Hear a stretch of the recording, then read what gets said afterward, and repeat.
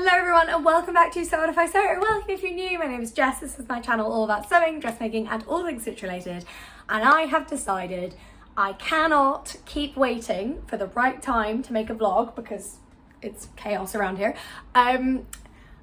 So I'm just gonna do it, and we're all just gonna have to deal with the mess and the stress and everything else. This video is all about blouses for people who don't like blouses, like me. You guys seem to really enjoy these videos. I think sometimes we have a very narrow, and it's not our fault that it's narrow, but a very narrow understanding of what a garment is, what a blouse is, what a shirt is, what trousers are, you know. And the reality of sewing is that you've got a lot more options, and all of the options that exist can then be personalised to you as well in terms of fit and fabric and colour and all that kind of stuff. So let's get the elephant in the room out of the way first. Why don't I like blouses? Well, two things. Firstly, I am a small woman with a larger bust and a tiny back. What happens is either I buy a blouse that fits the rest of me and it is straining and I can't lift my arms up, or it's too big, it fits here and it's enormous everywhere else. And the word blousy has quite negative connotations, I think, when you talk about a blousy woman. So I always kind of thought they're not for me. And that's insane, because a blouse is just a sort of more floaty top. I think of a blouse as button down or not, but a sort of more floaty woven fabric top, generally with some kind of a sleeve, but possibly not. It's quite a loose definition. It's not, in my opinion, just a female shirt, but it fulfills the function shirts do for men. So it's not a t-shirt, it's a nice, sort of smart top.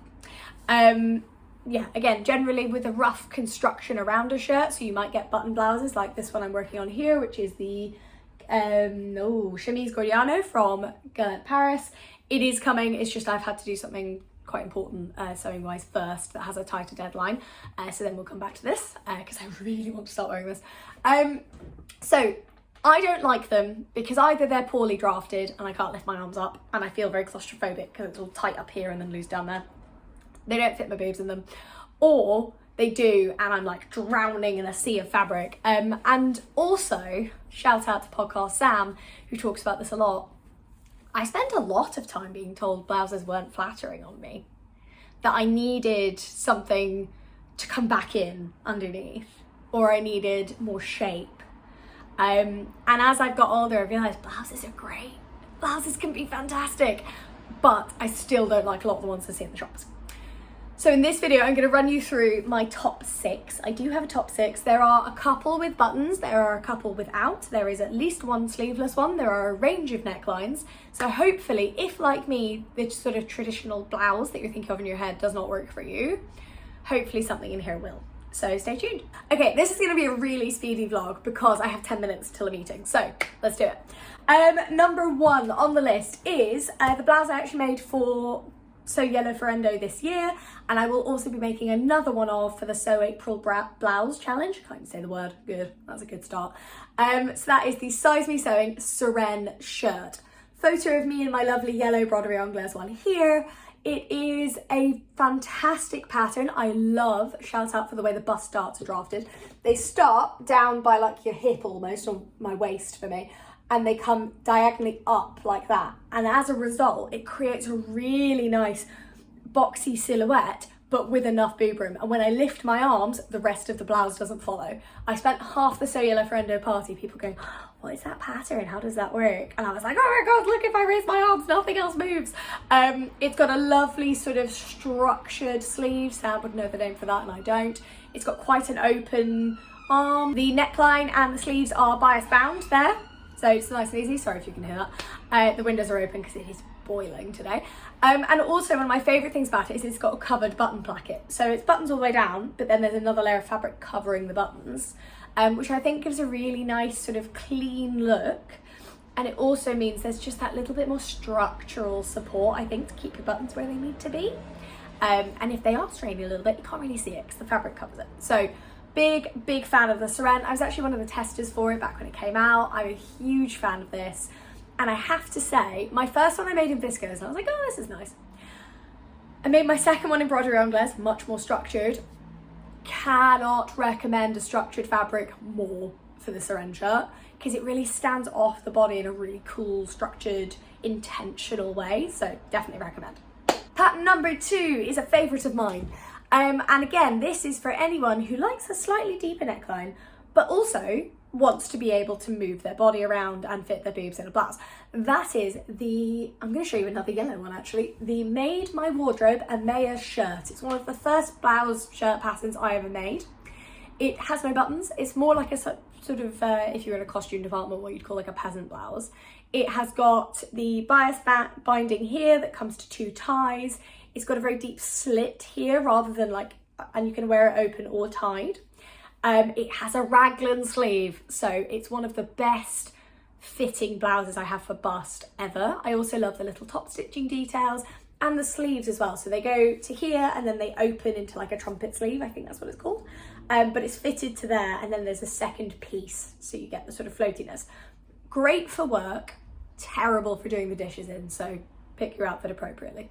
But I am a huge fan of the Amaya shirt. I actually have 3.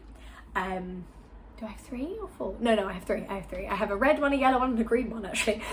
So my yellow one is on screen. I'm a huge fan of it. I wear it all the time. It looks great tucked into trousers, in a skirt. Like, yeah, huge fan. And it's really well drafted. And again, always nice to support an indie pattern designer. Pattern 3 on the list is a McCalls one. So we're swinging the other way. Now, it is the McCalls, I'm gonna have to check my list. It's the M8256. Yes, I know they have actual names now. No, I don't know them, and I don't think anyone else does. We all go off pattern number in Big 4 land. So M8256, again, it'll be linked below. I am a big fan of this. Big scoop neck, big floaty sleeves, but they gather at the wrist, so nothing's getting in the way. It's elastic there as well. It took me 25 minutes? Maybe half an hour to sew, and I'm an oddly quick sewer, but I'd still give it like an hour maybe. It's 2 big pieces. You gather a neckline, bias bind it, sleeves, and then some elastic around the wrist. Don't do what I did. I made my elastic way too tight, which has influenced the wearability of it, but I do love it. So what I'm going to do when I have time is cut them open again and change the elastic length so it's more comfortable. But yeah, honestly, such a comfortable blouse, such a workhorse, looks great in trousers, and it's just really like, I really like the scoop of the neckline. It's not too low, it fits really nicely, and yeah, it was really quick and easy, which again is what you want if, like me, I used to do an incredibly practical job. So the rules were, if I'm on site visits, I can look fancy and it's fine. If I'm working and actually running events, anything I wear has to have a closed wrist. So obviously the Amaya shirt was for looking nice in the office and for site visits and meetings. This one was for, I need to be on site, I need the ability to push my sleeves up and them stay, hence the elasticated wrist, which is great. I nearly said waist there, that's just not what I meant. Elasticated wrist that you can push up. It still looks really smart, still really nice, but practical. So I definitely recommend that if you're someone who does a job where you can't have your sleeves flapping about all over the place. Our first sleeveless, I think maybe the only sleeveless one on the list, but it had to go on here, is again one of my favorites, and it has cup sizes. The So DIY. Oh, do you know what I've done? I've written So DIY, one with the shells. What does that mean? I'm of course talking about the Miri tank top. Again, I was a tester for this, but one of the things I love about it is I like that there's a V or a round neck option. I love, I made the sleeveless one. I got a lot of use out of it in the summer. I made it like a black viscose challis. It's the V-neck, looks nice without being revealing. It's not like a V-neck, it's like a V-neck, which is really nice. So again, I felt secure, I felt comfortable. But again, I could move my arms. It's drafted for proper cup sizes, so you can actually make the size you need to make. This would be my #1 recommendation if you do a job where you're moving a lot in the summer, you get really hot, you're in a central city, there's limited aircon, you know, this would be my preferred choice of a blouse. I'd make a black one, or dark, so you can't see sweat, which is what I did. And it just looks great with everything. It's like a shell top. You just fling it on, trousers, fling it on, skirt, whatever. It looks great. and it's just a really like, it just feels like, oh, thank God, just put it on and I'm dressed. I don't have to think about anything else. My arms are free, but you're not even getting much shoulder, so it covers like there to there as well, which is really, really good. So it's just my arms out, which is quite nice. And sort of having my arms out is fine. But obviously you might not want a strappy top at work or something like that. So that's the sleeveless but not strappy option. And it does look smart. I've worn it to client meetings. I've worn it to teach in actually, which I think should be a sign that it's appropriate. Okay, so 2 more. This is another raglan sleeve, but with a difference. So the trend patterns raglan dress and blouse. Again, I'll put it on screen, but I might have to go and take a photo in this because I don't know if I have photos of it in blouse form, because I do have it. So I made a trend patterns raglan dress in COVID, and then my washing machine shrank it, and I was like, oh, like it didn't shrink it loads in the body and everything, but it shrank the length quite badly. No idea why. I made it very early in my sewing career, and it was becoming indecent. So I decided to cut it to make a blouse, and I love it. I love it so much. I love the quite open back as well. So you've got a nice vent at the back. You can sew it up to wherever you need, and it ties around the throat, which looks really stylish. I love that I'm covered here, but I do have a bit of a vent at the back. I run quite warm. Again, I like the big sleeves and the elastic, so you can push it up if you need to, which is great. It looks brilliant with like a tailored trouser or a skirt, or something quite nipped in, because it feels quite dramatic and floaty, and I've got space, but again, everything's covered. So I used to love my raglan dress and my raglan top for when I was doing installs and D-rigs, because I could pick stuff up. I didn't have to worry about necklines or anything like that, or just, not that you really do, but I don't know, sometimes I did. And it felt really nice to just be like totally covered up the front, so I could pick stuff up. Like, I just had so much more mobility. And again, the raglan sleeve gives you so much more room. It's great. It sits there. It goes up to the neck. You've got this lovely gathering. Oh, stunning. Love it. And the final one on my list comes with a caveat. I love my Closet Core NYX blouse, but it is definitely too big for me. So if you are making the Closet Core NYX photo on screen, lovely orange one, I do wear it quite a lot, size down. That's not how big it's meant to be. Definitely size down. It comes up huge and very, very long. So I would definitely make a toile, or I would just check the size of the pattern pieces, because I didn't do that. I was in a rush when I made mine. I didn't think about it, and then I made it and I was like, oh, this is stunning. But yeah, like I think it's meant, the waist is probably on track actually for the dress, but for a top I'd probably lift it a bit. Things I like about it, it does have buttons, but they're like relo loop buttons, and you make the relo loops, and they're only buttons to like there. So because it's again you don't make the elastic waist that the NYX dress has, so it stands straight off the body, so actually it's quite nice. I like the little cap sleeves. I love the peplum. I think that's really, really pretty. And I think it's a little different as well. Mine is made in double gauze. It's really I wore it yesterday actually for meetings, and yesterday I tucked in the peplum, and because of the line of the waist, it like folded over and made like a perfect sort of blouse on look into my little 3/4 length jeans.